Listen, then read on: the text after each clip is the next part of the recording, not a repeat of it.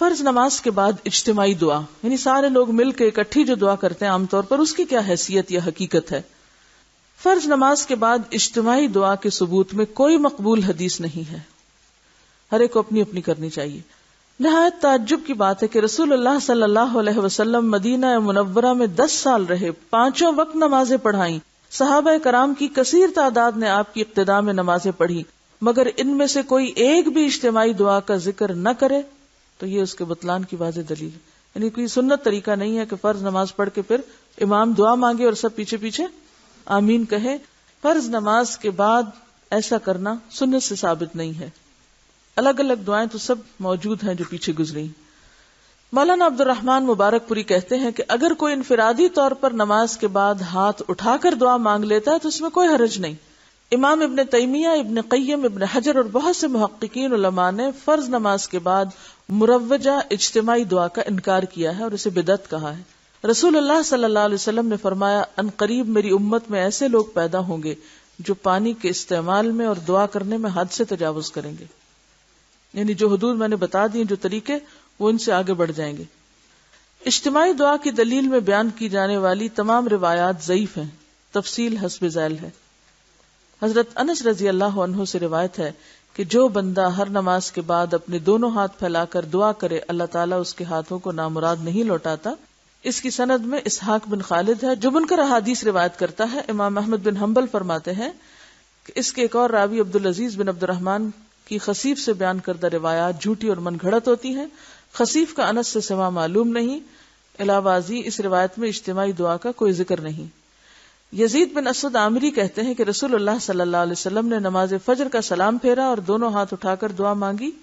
اس حدیث کی سند حسن ہے، مگر عبید اللہ رحمانی مرحوم لکھتے ہیں کہ کتب احادیث کے اندر اصل حدیث میں ورفع یدیہ فدعا، دونوں ہاتھ اٹھا کر دعا مانگی کے الفاظ موجود نہیں ہیں۔ علاوہ ازیں اس میں بھی اجتماعی دعا کا ذکر نہیں۔ حضرت عبداللہ بن عمر اور عبداللہ بن زبیر دعا کرتے تھے اور آخر میں اپنی دونوں ہتھیلیاں اپنے منہ پر پھیرتے تھے۔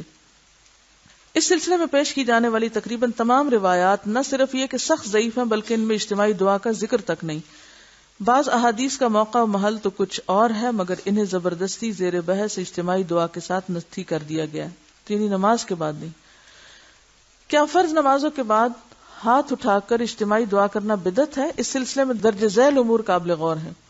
نمبر 1، ہاتھ اٹھا کر اجتماعی دعا کرنا ایک مستقل عبادت ہے جو غیر موقت ہے، کسی وقت بھی کی جا سکتی ہے، اور جن مواقع پر اس کا اہتمام کرنا سنت سے ثابت ہے انہی کو ترجیح دی جائے گی۔ یعنی ایک بات ہے نماز کے بعد اجتماعی دعا کرنا، اور ایک ہے نماز کے علاوہ کسی بھی وقت اجتماعی دعا کر لینا، اکٹھے دعا کر لینا۔ تو ان دو چیزوں میں فرق ہے۔ نماز کے بعد تو کوئی سنت نہیں ہے کہ اکٹھے مل کے اس طرح ہاتھ اٹھا کے دعا کی جائے، لیکن کسی اور موقع پر کی جا سکتی ہے، اور وہ غیر موقت، یعنی اس کا کوئی وقت مقرر نہیں ہے۔ ہاں، جو سنت میں اوقات ایسے ہمیں ملتے ہیں کہ جس میں صحابہ اور آپ نے اکٹھے دعا کی، ان مواقع کو پھر ترجیح دی جائے گی۔ ٹھیک ہے۔ نمبر 2، جو عبادت ہر وقت جائز ہو، اگر آپ اپنی سہولت کے لیے اسے کسی خاص وقت میں روزانہ کرنا چاہتے ہیں تو اصولی طور پر یہ بھی جائز ہے۔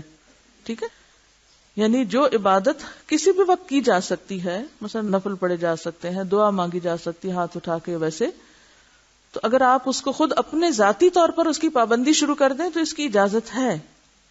اس کی دلیل کیا ہے؟ اللہ تعالیٰ کا وہ عمل زیادہ محبوب ہے جس پر ہمیشگی کی جائے اگرچہ تھوڑا ہو، سمجھ گئے؟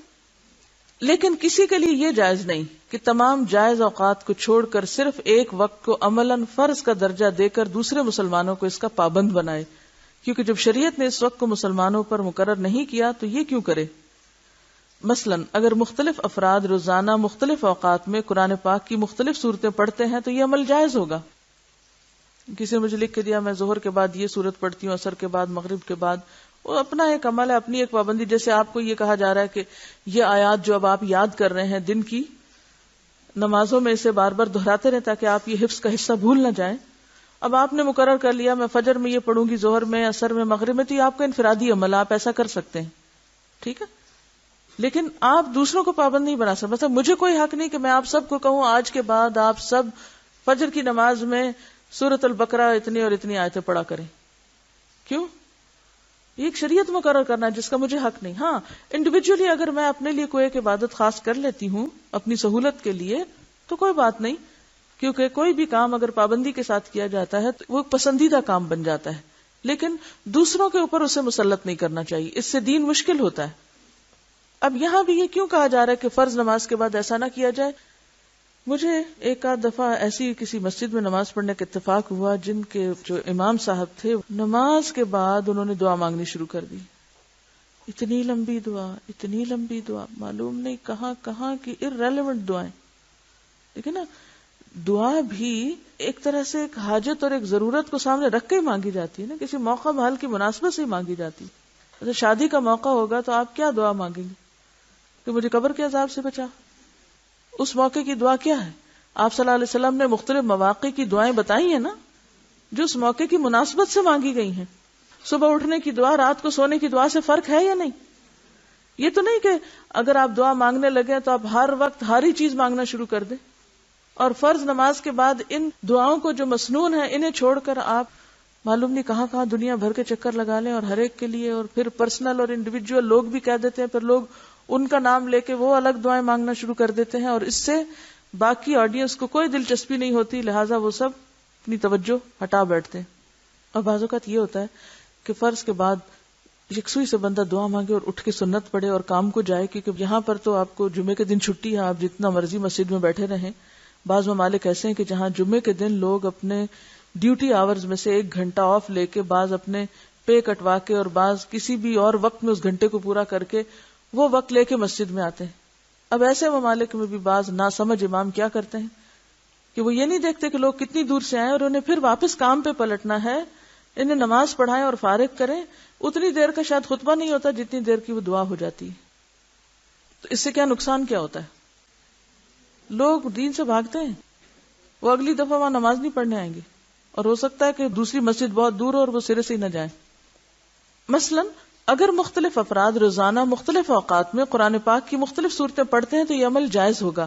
لیکن اگر کوئی مولوی صاحب یہ دعوت دینی شروع کر دے کہ تمام اہل اسلام روزانہ فجر کی نماز کے بعد 20 مرتبہ سورۃ القمر پڑھا کریں، اس کا یہ اور یہ ثواب ہے، پھر اس کے حلقے اثر میں آنے والے تمام مسلمان واقعتاً سختی کے ساتھ اس کی پابندی شروع کر دیں، تو ان کا یہ عمل محتاج دلیل بن جائے گا، دلیل لانی پڑے گی انہیں اس کے لیے. اگر شرعی دلیل میں اس کی صراحت آ جائے تو سنت ہوگا، ورنہ بدعت ہوگا.